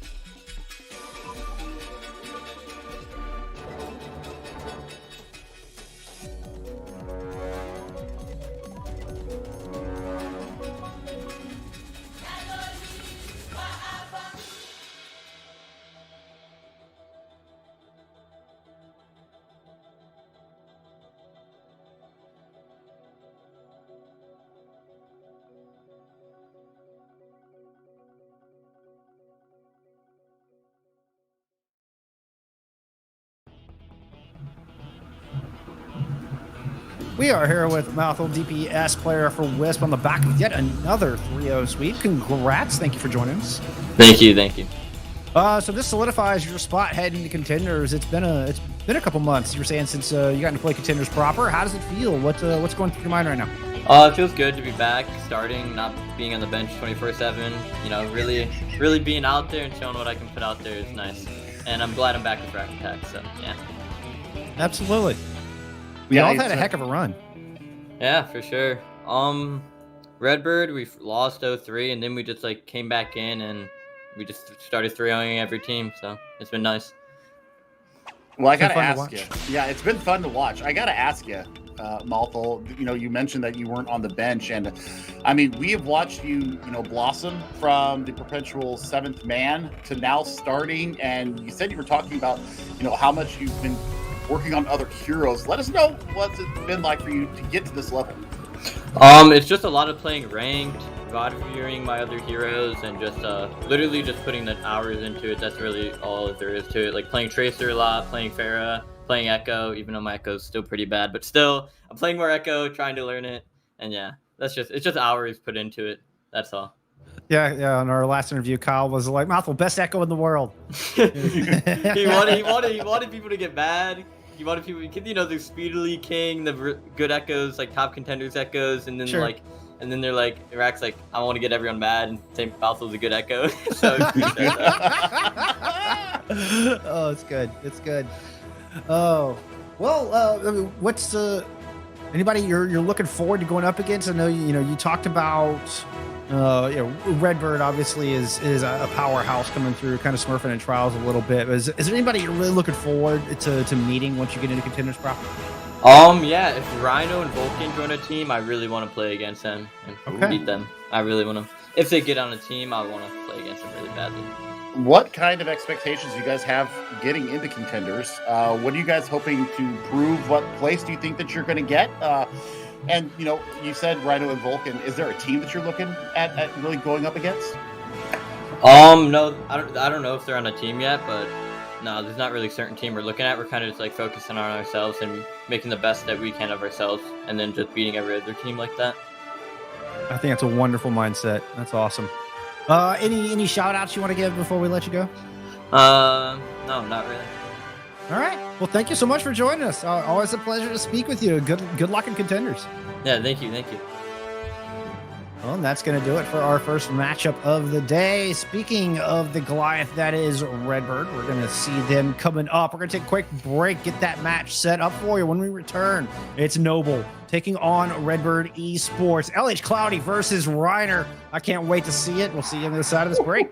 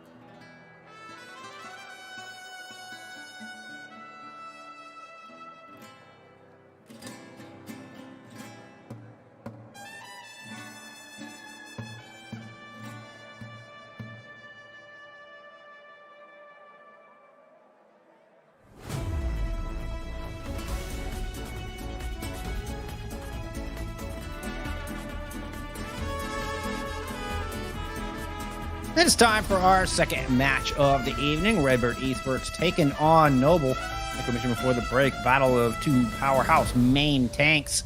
Redbird have just been flawless, have been absolutely perfect through trials so far. There have been zero exceptions. Wheats, who's the longtime coach of American Tornado, has done a wonderful job at this, combined with Flutie, who's the coach at Illinois State, have put together just one immaculate roster. I'm scared for Noble, to be honest. We just need to see if they're going to be able to adapt, which we didn't see in their Wednesday match versus Wisp. We saw them force the brawl way too many times. So, we're going to see if they have some adaptability up their sleeve today, or if it's going to be a quick day. So, it all depends in that main tank battle. Reiner versus Cloudy. Cloudy has a pretty darn filthy Reinhardt. So we'll see if ISU are really trying to match the brawl and make a statement here, or if we're going to see them adapt and just make it a quick 3-0. And we're going to start out on Oasis as our map pool dictates today. So it all really depends on what map do we start on. If we start on University, I have a feeling that we're going to see mirrors of the brawl. We've seen Noble just strictly stick to the brawl so far, so I wouldn't expect any changes there. Now, I will say that this roster, the majority of it come from the old Revival roster that did upset America Tornado back in March and take gold in the Contenders for that month. So, they've played the David to the Goliath of the squad, or at least half of it, once already this year. We'll see if they're up to the task again. They have struggled a little bit so far in trials, currently sitting at a 1-2 with a -3 differential. With Avidity taking that loss, though, Noble are in a prime position to squeak through that 4th place slot. Yeah, because Avidity is going to be playing the team that Noble are facing tonight in Redbird Esports tomorrow. So Noble will have Drifters as their last day competition. So it's all going to come down to map points here. If by some agency that Noble are able to take a map off of Redbird Esports, theoretically that solidifies them into the 4th place position because they're tied right now. As of right now, they're both tied on -6 points or on -3 points. So we will see what Noble and LH Cloudy and IC have up their sleeve. It's going to be a very big day for Nos and Aki. They're going to have to come out the gate with ferocity and take down Hydra and Sam, and that's not a very easy aspect to be looking at this match. Oh, no, not an easy feat whatsoever. As indeed we do see Noble going over to ye old brawl composition. A little bit of the tried and true for the squad with quite the cool logo, I might add. I love that logo. Redbird coming out with a highly mobile Reiner on the wrecking ball. Hydron taken to the Tracer. Sam in the skies with the Echo. Our second series is underway, heading into City Center. Noble just clearing off the high ground. They're going to go ahead and drop down, get some point presence. Yeah, but they had to use the regenerative burst out of Big Flopper really early, so that's going to be off the table for just a few seconds. The Hydron pressuring from the side while the rest of Redbird circles around. Aki moving over, looking to make that mark. Has to use the recall early, falls back in the safety of the squad and opts out of that duel. Just trying to keep Hydron at bay for the moment. But Sam's lurking around in the back lines as well. Redbird are looking to absolutely surround this squad, and then they're going to move in for the pounce. Keeping a sharp eye in the top left corner of your screen for those discords. That's going to dictate exactly who Redbird want to pounce on, and it's Nos right there. Discord, Hydra with the follow-up. Ultraviolet takes down Aki. What a shot. UV on the Zenyatta is a force to be reckoned with.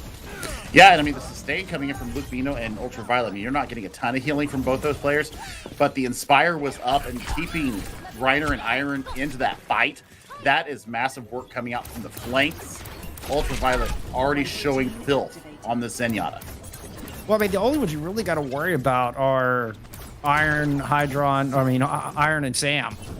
Maybe, keep UV alive and well. But you don't need a whole lot of healing. It's all about this burst potential, finding these coordinated pounces and getting some early picks. As you can see, there's the pile drive going in. Sam right there to back it up. Already has duplicate online and ready to go. And Hydron with a pick onto the Baptiste. Sam's going to duplicate the Diva. Go in. There's no more Discord orb on the table, but there's mines everywhere. Cloudy does get Sam out of that form. Oh, Sam was able to get back in the mech. Oh, it gets the self-destruct off. Oh my goodness. Hydron lands the stick. Noble will get a couple of casualties in, but Redbird maintain control. Yep, and I mean, that was just a great investiture from both teams. Reiner's tracking on this Wrecking Ball, I've not had a chance to talk about it, would be equal to most teams' DPS. So, I mean, this player is absolutely just filthy going into it, and they're able to poke from such a long range that Cloudy just cannot close the distance. Oh, look at that combo. Oh my goodness. Big Floppa gets melted. Pile drive into Stickies, rolled out of the immortality field, and the focusing beam comes down.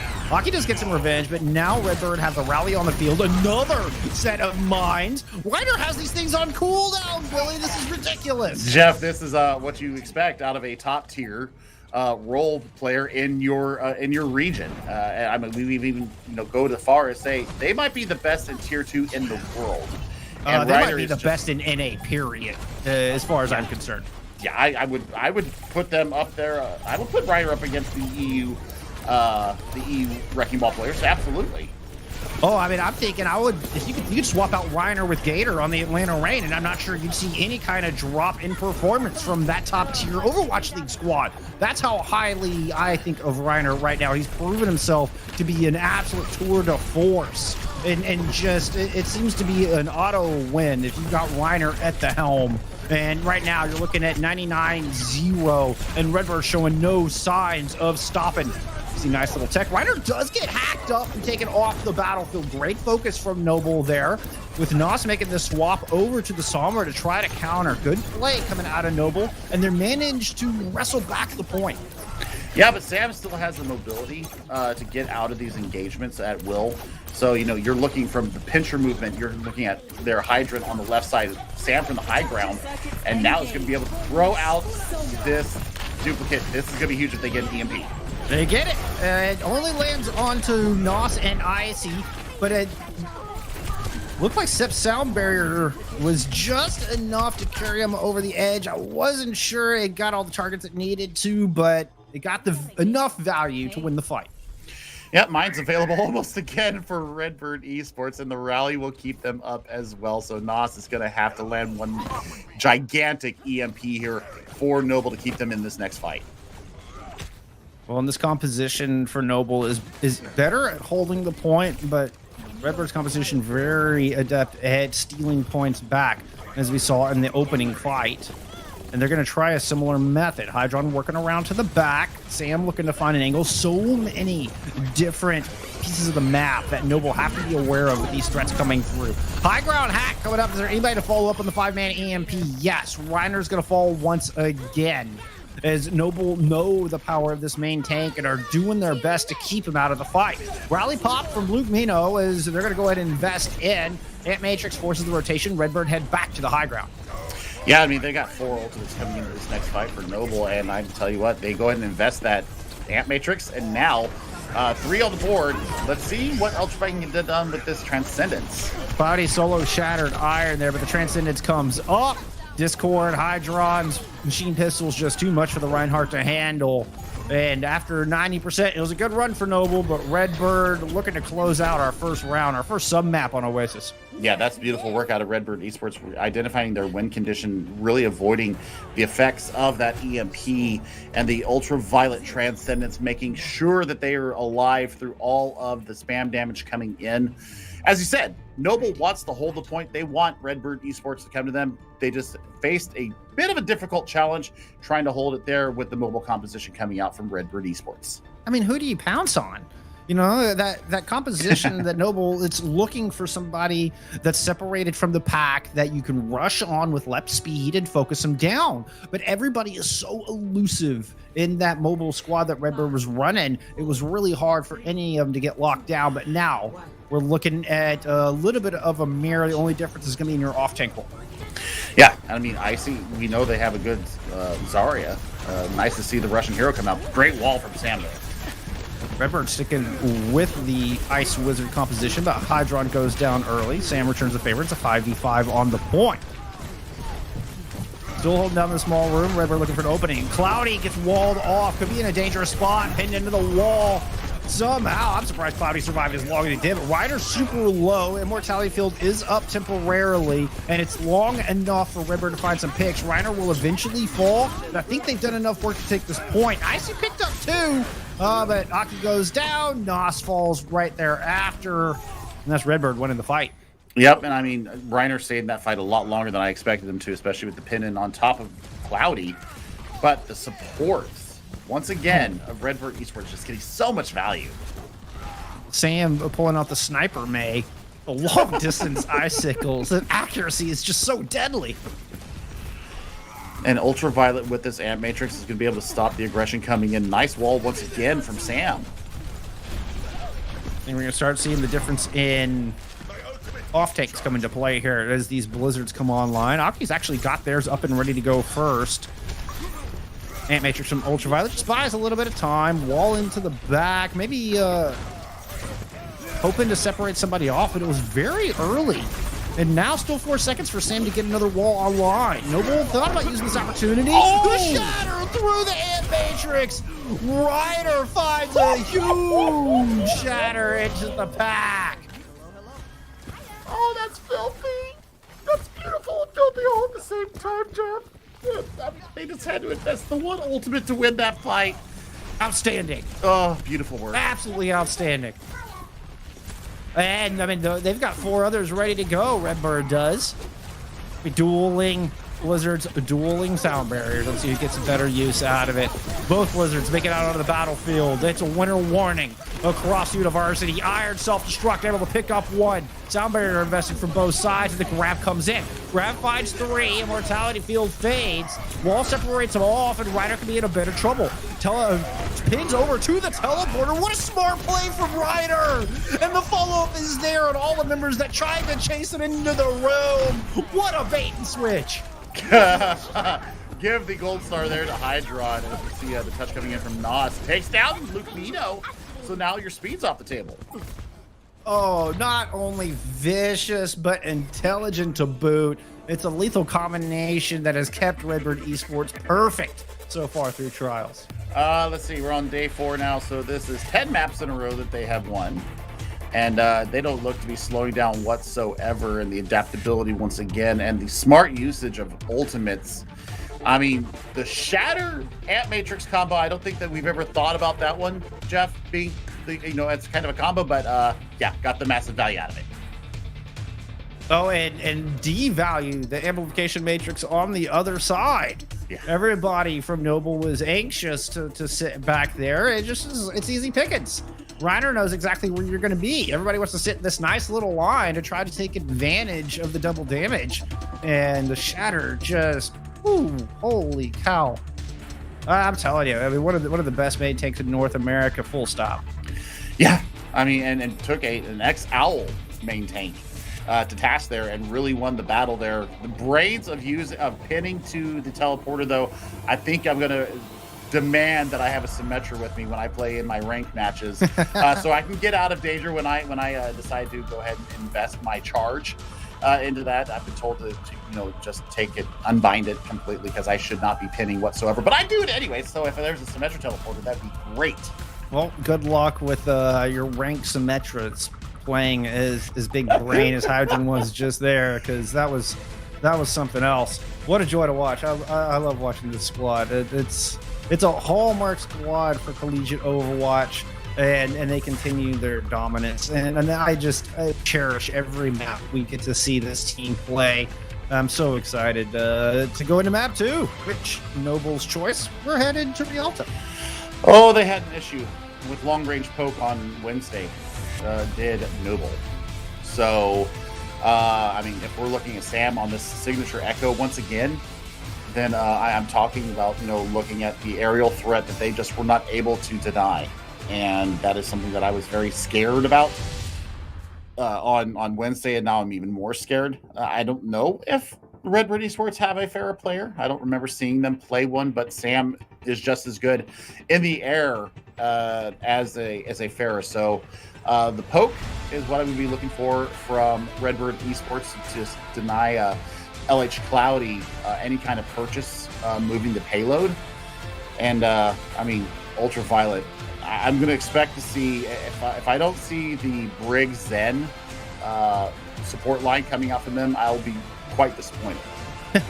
Well, I mean, Yugi is good on any flex support hero that they choose to bring to the table. So, I mean, it wouldn't surprise me to see the BAP come out with a longer range. We could see kind of the double shield is absolutely viable, or go back to the mobile comp. I think that's what I'm speculating right now. But I mean, it's Noble. It's up to Noble to adjust. And this is where the versatility of Redbird comes into play. They can go into the brawl with you and take those up close fights and go hammer to hammer, but they're also extremely proficient on the Wrecking Ball compositions, on the Orisa compositions.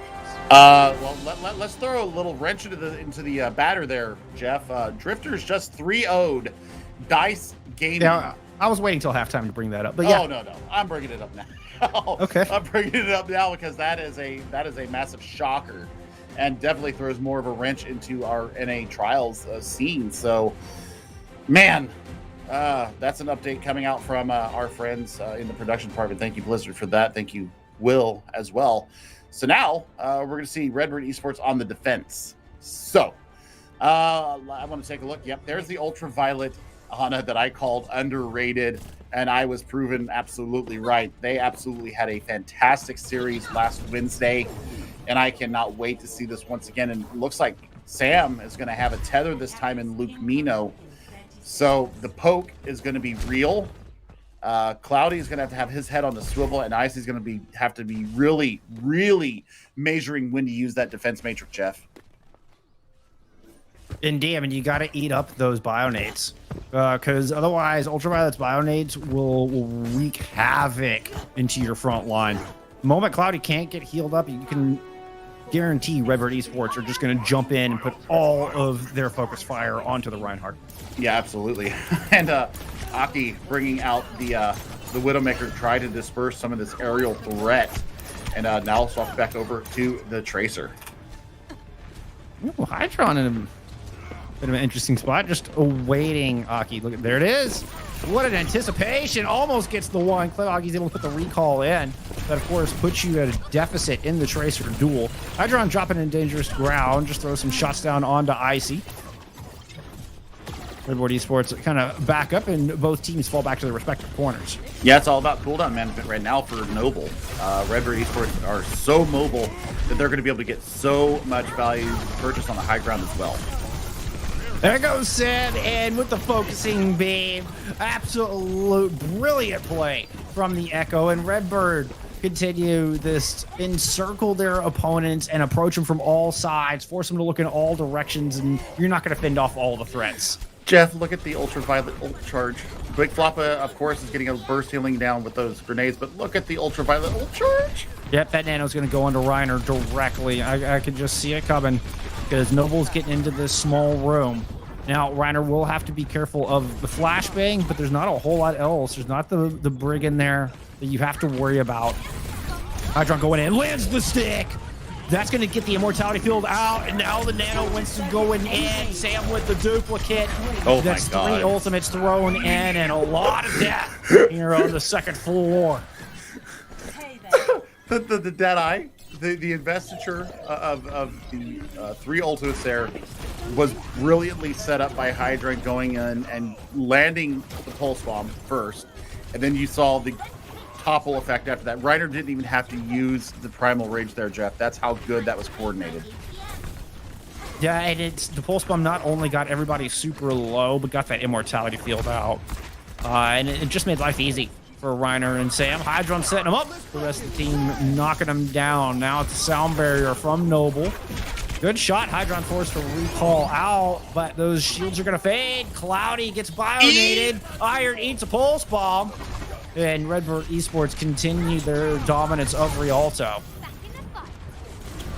There's actually a point here where Noble can actually win the first point out here, especially with the members that are left around. But Reiner is getting the value here on the primal rage. Yeah, not with the Baptiste out of the fight. Yeah, Cloudy was forced out. Look at how scattered they were. The brawl composition does not want to be scattered all over the courtyard of Rialto. That's the amount of displacement Redbird Esports were putting in. Whew, boy, and now we're like almost a minute here, Jeff, and we've barely gotten around first corner. We've made it a little bit further, but I mean, Reiner's going to be darn near unkillable here with this ultraviolet nano ready to go. I'm looking for the setup once again. Hydron in with the pulse bomb to pull the immortality barrier out. Sam duplicating whoever they feel like, and then giving the nano over to Reiner. Yeah, this is looking like some deja vu, Billy. Noble up on the high ground all together. Hydron goes in with the pulse, gets the immortality field out. Nano boost in on to Reiner. This is playing out the same way so far, but not so much on the kill. Sam hasn't dropped the dupe yet. Burns down Aki to start things off. The nano boost fades. The dupe onto the McCree. Once again, the flash fan onto the tank. Drops to the low ground. Noble's going to stay up high. Bionade onto Cloudy, and Reiner's in there just putting all the pressure. He's going to use the Primal Rage this time around. He values the Ant Mage. Tricks the duplicated Deadeye, comes through, takes Lep out of the fight. I don't think they got Sound Barrier off. I could be wrong on that one. But either way, the results are the same. It's Noble watching the overtime wick burn down from spawn as the dominance from Redbird ensues. Self-destruct buys but a second for reinforcements to return, but Redbird handily deal with them. Yep, that should be it. Done, dusted.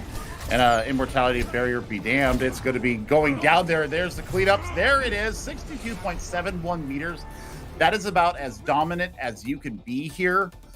Short of holding first corner. And I tell you what, it was the poke once again. It was the cleave that we didn't see on Wednesday's map from Redbird Esports. Reiner has now shown us 3 of the 4 main tanks, Jeff, and has just produced brilliant results out of all of them. In 1.5 maps, mind you. Yeah. And I mean, Ultraviolet, this is, you know, where they shine. I mean, the antis were huge. The nanos were spectacular. And the self-preservation to be able to take down kills yourself doesn't hurt either when you are a main support like that. So the aim is good. Noble are going to have to try and go for a close hold here. I don't see any other way for them to win out this map unless they get a massive hold here at the spawn doors of Redbird Esports. I mean, you've got, you know, the Ice Cowboy composition coming out. You've got the tools to do it. It just depends on what Hydron, Sam, and Reiner can do coming out the gate.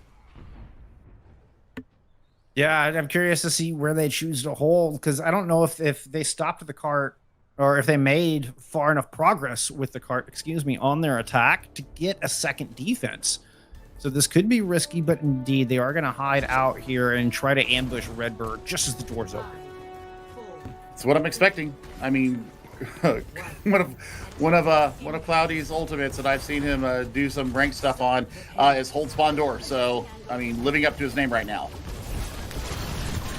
Oh, definitely. I mean, just notorious for being one of the most aggressive Reinhardts ever in the game. Pro, you know, ex-Overwatch League pro. Cloudy knows his stuff. There's certainly no doubt there. The Finn, a legend on the Reinhardt, but is purple right now. That fades off before Redbird can punish. Icy does get D-Mech, and Redbird are just setting up their patience. They've sent Hydron around the outside. Sam is peppering from above, and they're going to surround this once again. This has been their game plan all day long, and their coordination when they choose to move in and attack is just exquisite. You can see Cloudy under a lot of pressure, opens things up for Hydron to come in on the outside. Flop is in a lot of danger as Hydron's on their back. Sam with the finishing blow, and Noble don't last long. Just about 60 seconds on this close hold. Yeah, but I mean, it buys them a lot of time. I mean, that's the real takeaway from this for me is that, you know, they held it for over a minute. And so now they have time to be able to get back. With their team left, we'll be able to speed them back to point. And they're going to have Ant Matrix to hold up on this first corner. And they get the cart further around that corner than I was initially thinking, and that's precious space for them to get a second defense in here. And they've got Blizzard to work with. They're coming up on a sound barrier as well. I'm looking for a dupe onto the Diva to try and disperse the members of Noble since they want to be together. Big Bionade once again. Yeah, left there with the sound barrier, fending off Reiner's nano boost. Now he jumps back in with the Primal. Gravitic Flux invested as well. Redbird knows they only need to win one fight. They're throwing everything at the kitchen sink at this thing. Sam finds one, duplicates the McCree, and Noble just falling to pieces under the coordinated, bombastic assault from Redbird Esports. That was absolutely filthy. And they just weathered the storm at the spawn door, built their ultimate charges up, Jeff, and, you know, they were able to aggress a lot more lethally than, you know, may be what it was being expected from Noble. Noble just got completely outclassed there by Redbird Esports. No disrespect to them whatsoever, but they got played into having to defend everything that Redbird Esports was throwing in there. So, man, that is a great amount of work coming out from Redbird Esports. This is the genesis, as we talked about before, seeing what the collegiate scene could be. Maybe Path to Pro changes as well. I mean, I'm looking forward to the fall now that they're all back at school. We're going to get to see these players in a lot more different venues. So, oh, man, this is a great time to be in our game. What a calculated team. We're going to take a calculated break. Y'all go hydrate, but don't go far. When we come back, map 3. We'll see you in a moment.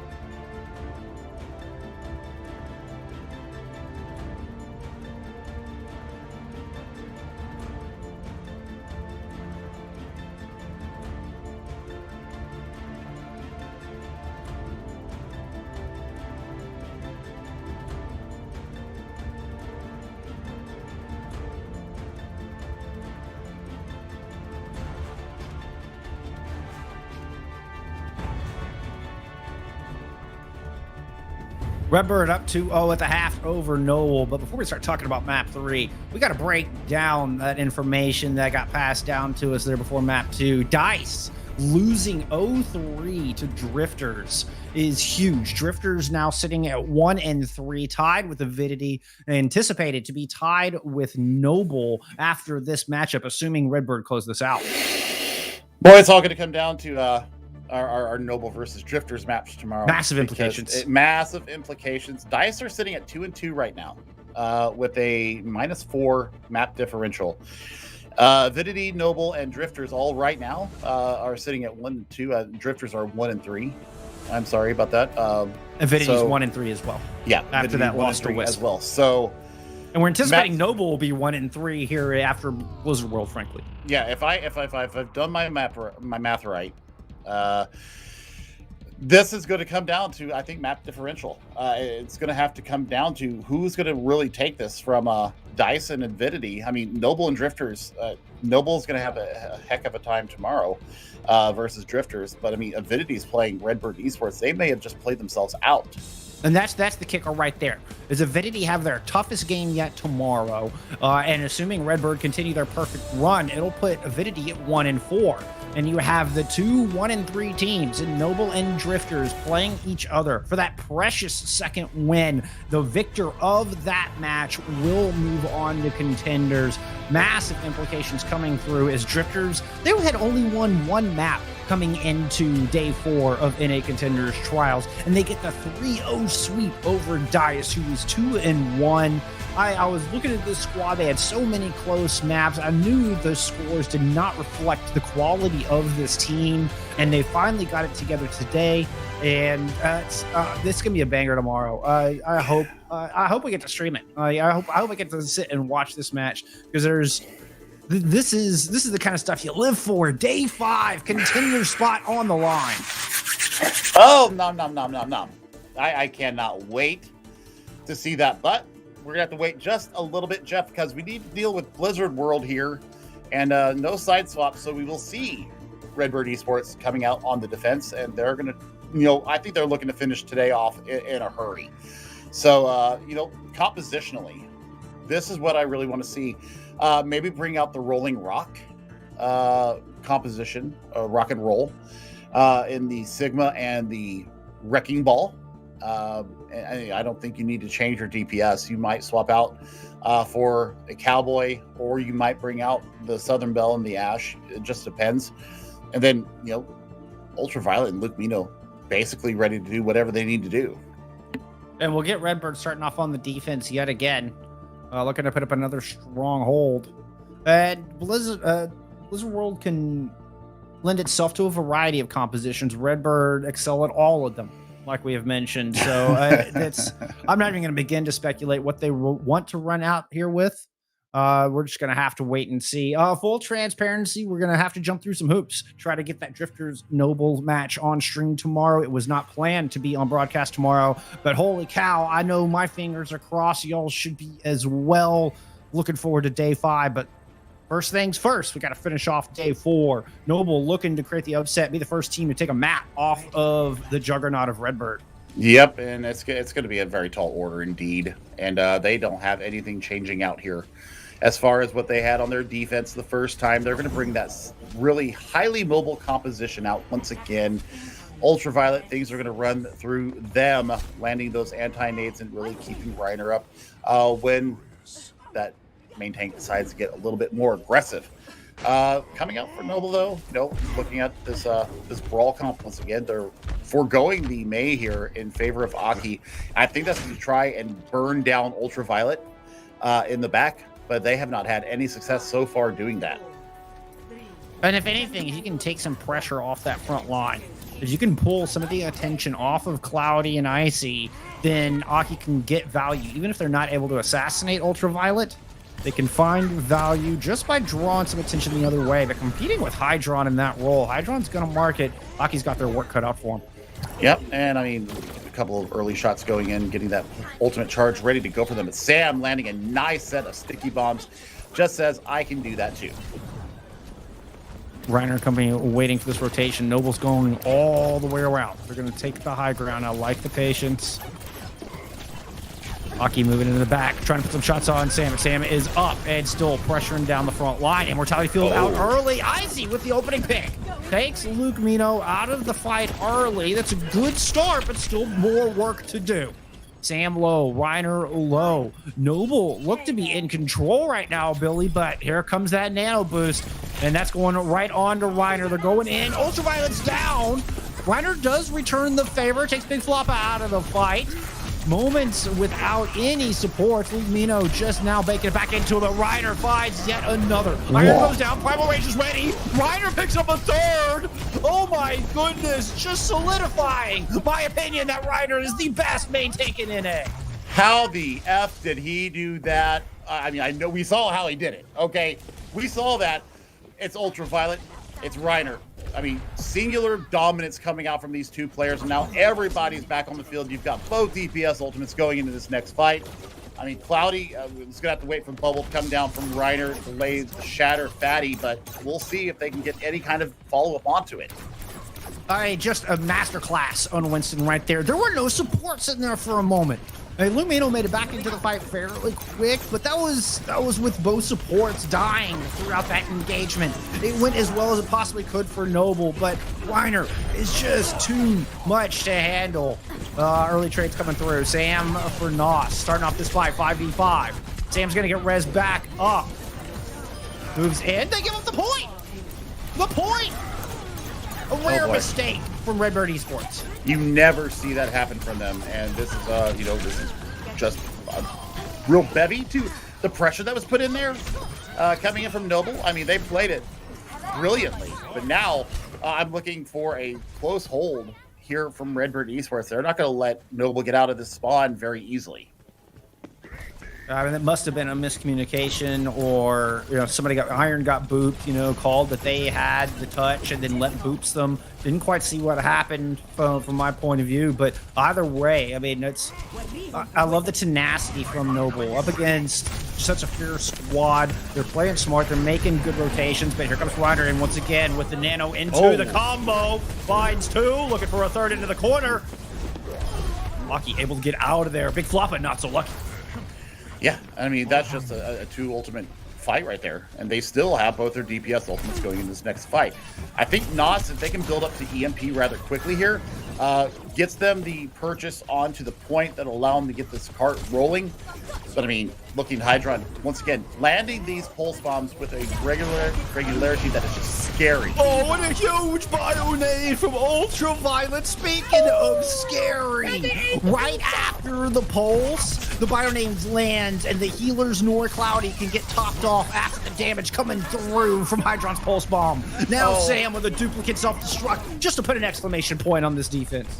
That is just filth. It's just pure filth coming out from Redbird Esports. And I mean, I tell you what, Ultraviolet is the hero of that right there, and even getting a kill onto the Tracer to boot. So, I mean, you've got 2.5 minutes to try and get out here. EMP should win you this fight. That's both tanks and Sam hit by that EMP. Falling back, Iron is recipient of the nano this time. Manual hack following an EMP. Self-destruct out from Icy, takes Reiner out of the fight. Bionade and from Ultraviolet, but there's just not enough people left to follow up on it, and Noble finally able to escape their spawn. It was the EMP diff there, honestly. Iron wasn't able to get self-destruct off. That would have bought them a lot more purchase on the point, really pull out some more cooldown. So smart usage of the EMP, already over a third of the way towards their next one. This should be a little bit of a free push coming in from Noble, especially, Shatter Pulse Bomb combo could be huge. And now we get some swaps coming through from Mino and Ultraviolet, probably just starting the swaps. I imagine Reiner will go over to the Wrecking Ball after using this Primal Rage, since you don't have the Ana on the battlefield anymore. But Noble got tons of value out of that EMP, getting that nano out. Nice stick from Hockey. What an opener. Yeah, and Big Floppa can actually really keep Cloudy up and pushing this cart free with the coalescence that they've got. They've got the tools right now to really push this through B. Reiner's gonna go ahead and pop that Primal Rage in early, but Ultraviolet is down. Iron packed up and gets demeched. Oh no, self-destruct is used. Oh! The shatter onto the Pilot Diva. Cloudy has had enough. Yeah, he's a ticked off Finn right now, and is just swinging with impunity. I mean, you had the extra. Is he a furious Finn? The furious Finn lands Drew, and I mean they've got EMP into this next fight, so Hydran might be denied from being able to use his pulse bomb. That's going to slow things down. Great pick from the UV. Without the Moira, Noble have to slow their roll, downshift a little bit, and just kind of wait for their primary healer to get back into this fight. Nos going around looking for an opener for this EMP. Yeah, I mean, EMP bomb could be very beneficial as well, but Icy does have Discord Order Omniman. EMP finds both supports. Sam gets the duplicate in. I think the iframes kept it from getting hacked up. 2 kills down. That's both supports down, but EMP coming in from the other side. A small window of opportunity for Redbird to turn it, but they got to do it quick. Hydron's going to get one, but Iron ends up off the side. Oh, it's an unfortunate turn of events. And Noble have really found themselves some momentum here on the back half of Blizzard World. Yeah, I don't think Redbird Esports were prepared to come into these 2 points, honestly. They were expecting to have a full hold on A, and now they're looking at a little bit under a minute time bank if Cloudy Company can keep going forward. Self-destruct into the back. Actually gets the Transcendence out from Ultraviolet. Fortunately for them, they're kind of meeting the rotation of Nos's EMP. Nevertheless, Reiner still cannot survive despite all of the healing coming through. Let moves into the back, able to pick up that kill. EV off the table now. On the back of a Coalescence, Noble has bought themselves a lot of space and are now staring down at the final point here. They just get thwarted. Sam with a big pick early, has mines ready to go. Sam comes up with yet another, saving the day for Redbird. Yeah, and Hydran has Pulse Bomb to play with here, so, they can use it at their will. Lep, though, might be able to push this cart through with the sound barrier and shatter in from Cloudy. This could be a very explosive 20 seconds. Yeah, especially if Nos can get this EMP back online. The support ults from Redbird are not anywhere close at the moment. Nos 20% away. Clock at 13 seconds. Hydron on the high ground. Noble are rotating up there. Hydron drops down, looking for a spot to use that pulse. Can't find it just yet. Didn't want to drop it on a Big Floppa who had the fade ready to go. Takes out Aki. May drop this on the front line. Shatter comes down. Iron falls. Sam again with the duplicate. And there it is. Oh my goodness, the EMP. It takes out left sound barrier. What a play from Sam. Perfect execution from Redbird Esports. They were on the back foot that whole time, and then they turned the tables. Whew! Lots to unpack there. Let's give the 9,000 IQ award of the day to Sam to get the duplicate onto the Sombra and then just deny all the extra shielding from the sound barrier. It completely negated it. Brilliant play. And that was their win condition. I mean, Cloudy landed the shatter. You got the EMP in. You got everything that you needed except for Sam, who was playing Ring Around the Rosie and hiding behind the posies, and took care of it. Wow. That's what you love to see. Now, Noble, they have the tools here to hold Redbird Esports.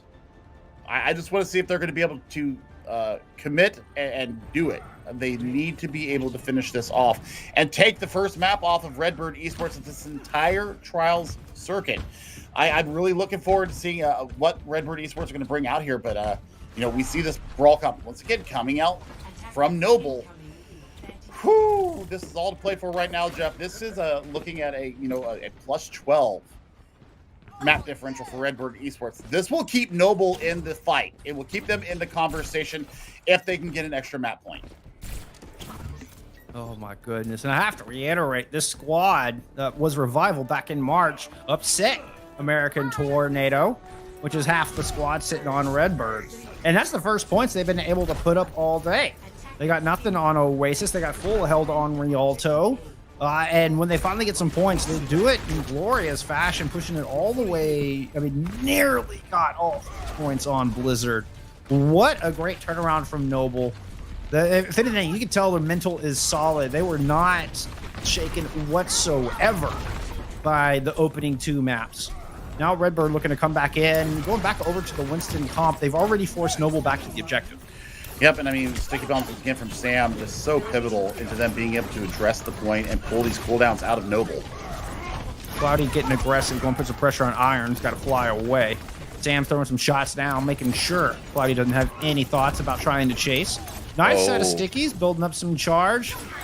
And force immortality field out as well. 93 to nano boost. That's what we're looking for to start this fight. And it's on to Reiner. They're going in. Iron finds a pick. Reiner forcing the entirety of Noble all the way back around the corner. Here comes Iron and Hydra to back him off.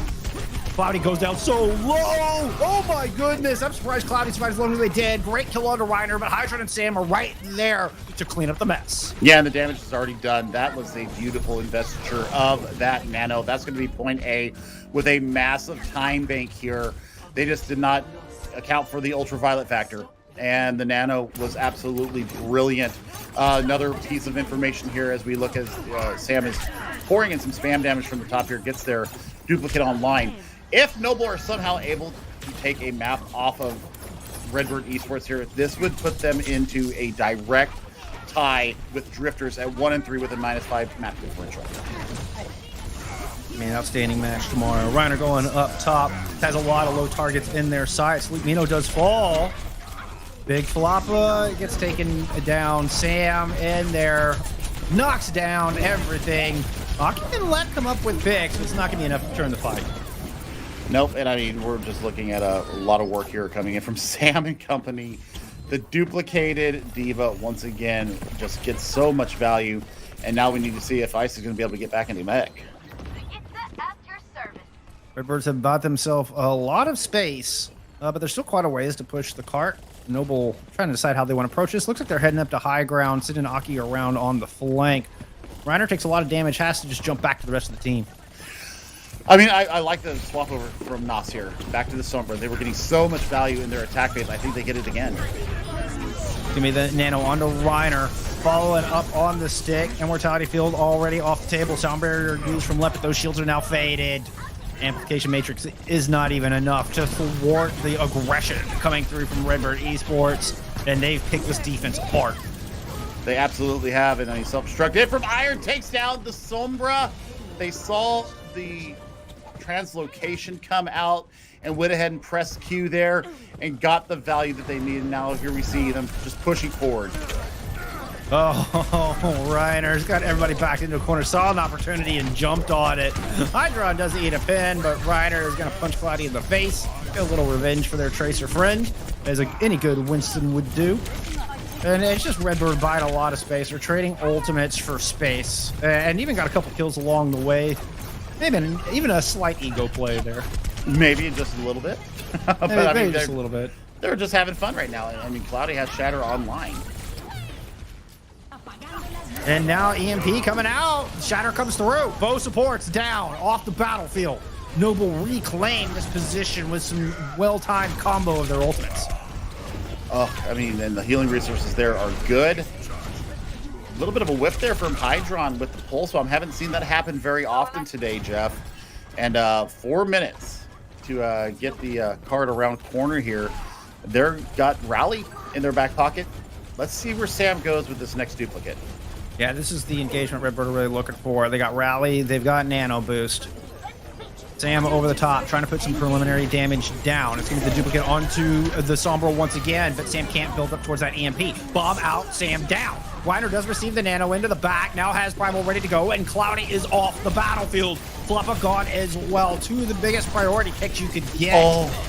And left sound barrier even got used in that mess, but Redbird Esports cannot be stopped, not this time.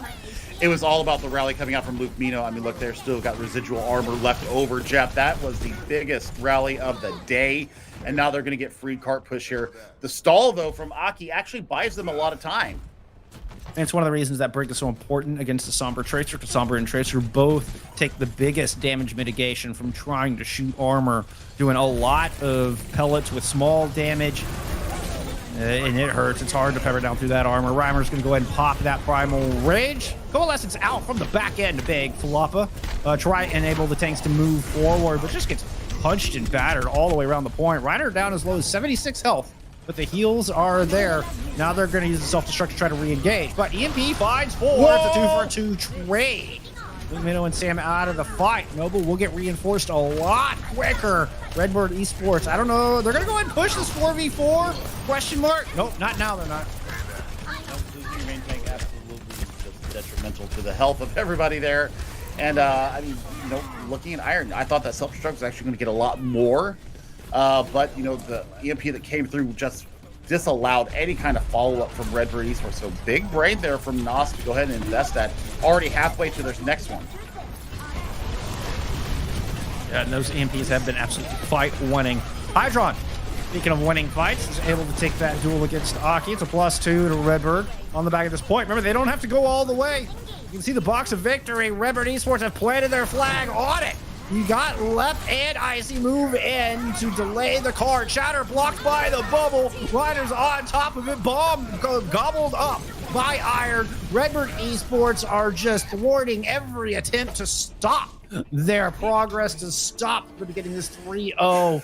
And they stand victoriously on the back of Blizzard World with yet another clean sweep. Their 4th perfect match in a row through Contenders Trials. Yep, +12 to their win column, and that puts Noble at 1-3 and a -6 map differential. So they are -1 to Drifters going into their final day, match day 5, and that match tomorrow is going to be a banger. I mean, I'm going to be watching it from work. I don't care. I don't care if I get in trouble. I'm watching that map if it happens to be able to be streamed.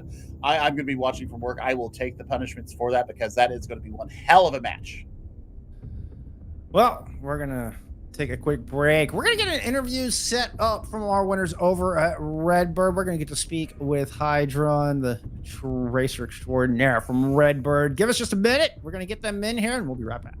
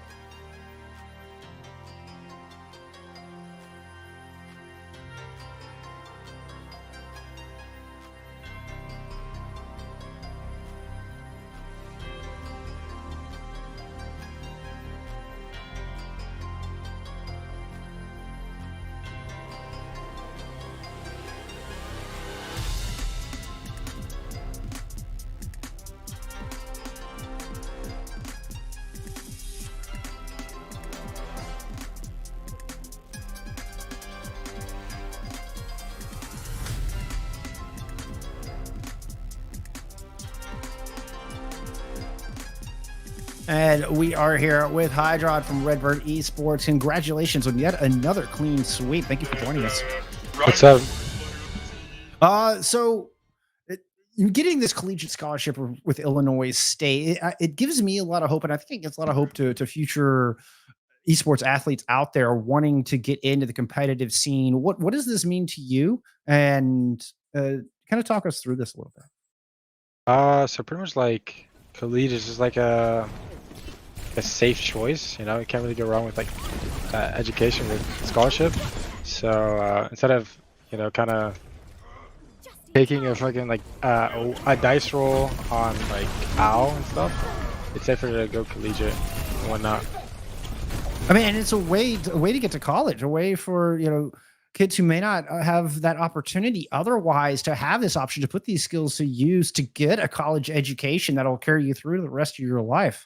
So I do think it is a beautiful thing. Is it something you've given much thought to as far as that's concerned, as far as kind of being a front runner in that regard?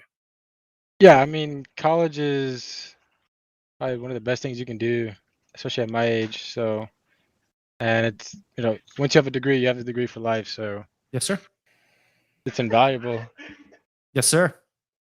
That's I awesome. gotta ask, what is your major, Hydron? This is the burning question for me. I'm a psychology major. Psychology major, getting in people's heads. Yeah. both on and off the battlefield. I love it. Love it. What inspired you to take psychology? Criminal Minds.